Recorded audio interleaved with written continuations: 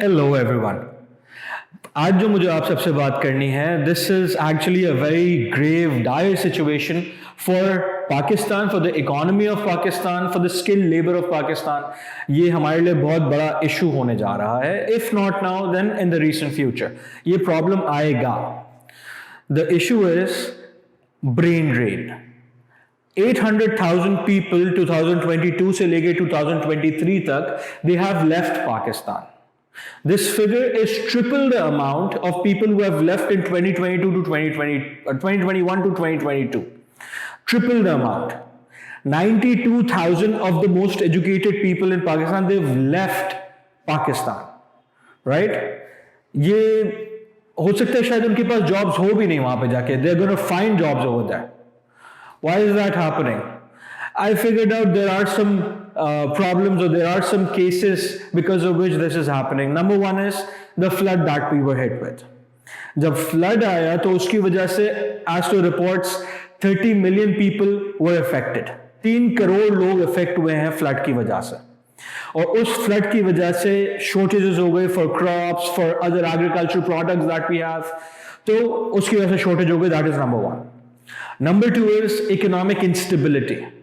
Dollar appreciate हो रहा है, रूपी डी वैल्यू हो रहा है, इन्फ्लेशन बढ़ रहा है, बिकॉज ऑफ विच चीज़ें बहुत ज़्यादा महंगी होती जा रही है. It's becoming very difficult over है. और उसके ऊपर सबसे बड़ा जो हमारा प्रॉब्लम है वो है कि एक्सपोर्ट्स नहीं हो रहे हैं. एक्सपोर्ट्स कब होंगे? जब यहाँ पर कुछ बनेगा.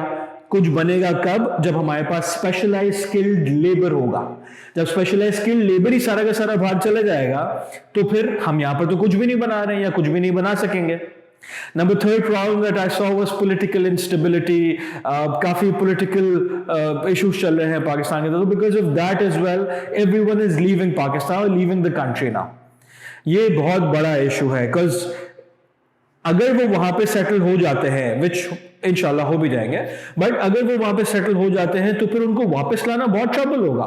फिर क्या करेंगे? वापस से बोलेंगे हमारी इकोनॉमी रिकवर कर रही है, प्लीज वापस आ जाओ. No, that won't happen. If people are working over there, if people are earning good money over there, why would they want to leave? Right?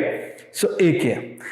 Why am I doing all of this? Why am I saying all of this? Is because the figures that I see over here, these are very astounding. They're very scary.